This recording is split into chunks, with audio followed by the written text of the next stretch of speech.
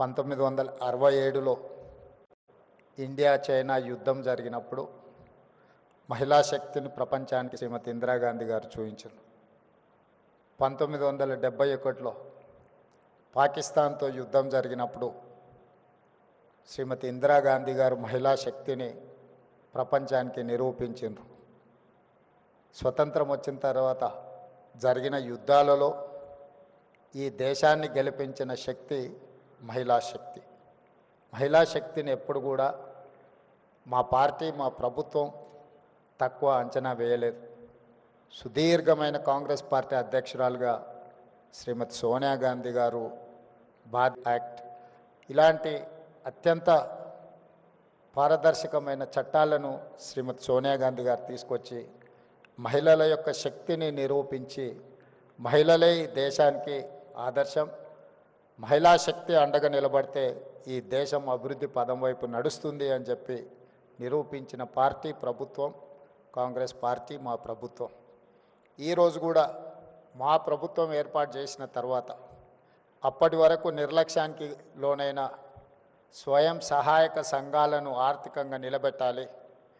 మహిళ ఆర్థికంగా నిలబడితే, ఒక్క మహిళ ఆర్థికంగా నిలబడితే ఆ కుటుంబాన్ని పూర్తి స్థాయిలో ఆర్థికంగా నిలబెడుతుంది.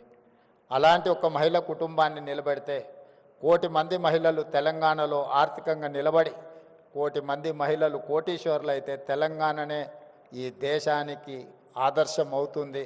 ఈ దేశాన్ని ఆర్థికంగా నిలబెట్టాలి అని అంటే తెలంగాణ రాష్ట్రం $1 ట్రిలియన్ ఎకానమీకి అభివృద్ధి చెందాలి అని అంటే 1 కోటి మంది మహిళల్ని కోటీశ్వరులను చెయ్యాలన్న లక్ష్యంతో ఈరోజు మా ప్రభుత్వం పనిచేస్తుంది. అందులో భాగంగానే ఈరోజు ఇంతమంది మహిళల్ని ఇక్కడికి పిలిపించి ఇక్కడ ఇంత మంచి కార్యక్రమాన్ని ఏర్పాటు చేసి ప్రోత్సహించే పనిచేస్తున్నాం.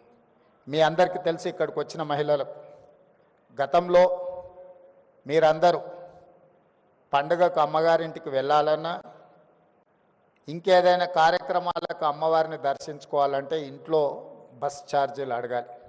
ఇంటైనా లేదు అని అంటే మీరు వెళ్ళే పరిస్థితి లేదు. కానీ ఈరోజు తెలంగాణ రాష్ట్రంలో మన ప్రభుత్వం వచ్చిన తర్వాత మహాలక్ష్మి కార్యక్రమం ద్వారా ఈ రాష్ట్రంలో మహిళలు ఎక్కడికి వెళ్ళాలన్నా, అమ్మవారిని దర్శించుకోవాలన్నా, అమ్మగారింటికి వెళ్ళాలన్నా ఆర్టీసీలో మీరు ఎక్కడ చేయి చూపించినా అక్కడ ఆపి మీరు కావాల్సిన దగ్గర దిగడానికి ఆర్టీసీలో ఉచిత ప్రయాణం మా మహిళా సోదరిమణులకు అందించిన ప్రభుత్వం మన ప్రభుత్వం. మహిళలకు ఒక ప్రత్యేక నజరానా శ్రీమతి సోనియా 5,200 కోట్ల రూపాయలు ఈరోజు ఆర్టీసీకి రాష్ట్ర ప్రభుత్వం చెల్లించడం జరిగింది.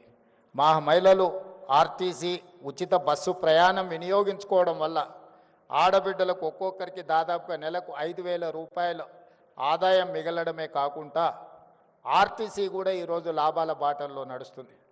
గతంలో ఆర్టీసీ నష్టపోయి ఆర్టీసీని ప్రైవేటైజ్ చేస్తారన్నంత ప్రమాదానికి దారితీసింది. ఆనాడు జీత భత్యాల కోసం వాళ్ళు నిరసన తెలిపి బంధులు పాటిస్తే దాదాపుగా 50 కార్మికులు ఉన్నారు. ఇవాళ 50,000 మంది కార్మికులు ఆర్టీసీ లాభాల బాటలో నడవడం వల్ల ఆ కుటుంబాలన్నీ కూడా బాగుపడ్డాయి అని అంటే మా ఆడబిడ్డలకి ఈరోజు తెలంగాణ రాష్ట్ర ప్రభుత్వం మహాలక్ష్మి పథకం ద్వారా మీకు ఆర్టీసీలో ఉచిత బస్సు ప్రయాణం అందించడమే ఈరోజు ఆర్టీసీ లాభాల బాటల్లో నడుస్తుంది. ఇదే కాదు, ఈరోజు ఆడబిడ్డలకు 500 రూపాయలకు సిలిండర్ అందించిన ఈరోజు గ్రామీణ ప్రాంతాలలో ముఖ్యంగా తండాలలో గూడాలలో ఉన్న ప్రభుత్వ పాఠశాలలు అమ్మ ఆదర్శ పాఠశాల పేరు మీద పాఠశాల నిర్వహణ పెత్తనం అంతా కూడా ఈ అమ్మల చేతుల్లో పెట్టాం. ఎందుకంటే గ్రామీణ ప్రాంతాలలో అప్పటి వరకు ప్రైవేట్ వ్యక్తుల చేతుల్లో ఉన్న ఈ పాఠశాలల్ని ఈరోజు అమ్మ ఆదర్శ పాఠశాల పేరు మీద ఆడబిడ్డలకి అందుబాటులోకి తెచ్చినాం. ఇదే కాదు, ఈరోజు దాదాపుగా 1,30,00,000 డ్రెస్సులు ప్రభుత్వ పాఠశాలల్లో చదువుకుంటున్న విద్యార్థులకు కుట్టించే బాధ్యత. గతంలో ఇవన్నీ కార్పొరేట్ కంపెనీలకు ఇచ్చేది. కానీ మన ప్రభుత్వం వచ్చిన తర్వాత పాఠశాలల్లో చదువుకుంటున్న ప్రతి విద్యార్థికి బట్టలు కుట్టే కార్యక్రమాన్ని మహిళా సంఘాలకు అందించడం ద్వారా ఈరోజు మహిళల్ని ఆర్థికంగా నిలబెట్టడమే కాదు, స్థానికంగా స్కూళ్ళు తెరిచిన మొదటి రోజే 65 లక్షల డ్రెస్సులు కుట్టి విద్యార్థులందరూ కూడా అందించడం జరిగింది. గతంలో ఎప్పుడు కూడా అక్టోబర్ నవంబర్ వస్తే కానీ వాళ్ళకి బట్టలు ఇచ్చేవాళ్ళం కాదు.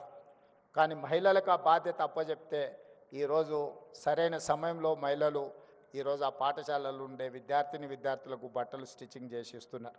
అదేవిధంగా ఈరోజు పాఠశాలల్లో పెట్టే మధ్యాహ్న భోజన పథకం కావచ్చు, రెసిడెన్షియల్ అండ్ వెల్ఫేర్ స్కూల్స్లో ఎస్సీ ఎస్టీ బీసీ మైనారిటీ, అదేవిధంగా కస్తూర్బా పాఠశాలలో కూడా నిన్నమన్ననే నేను సమీక్ష చేసి అధికారులకు ఆదేశాలు ఇచ్చిన. ప్రైవేట్లో కొనుగోలు చేస్తున్న కూరగాయలు కావచ్చు, పాలు కావచ్చు, ఇతర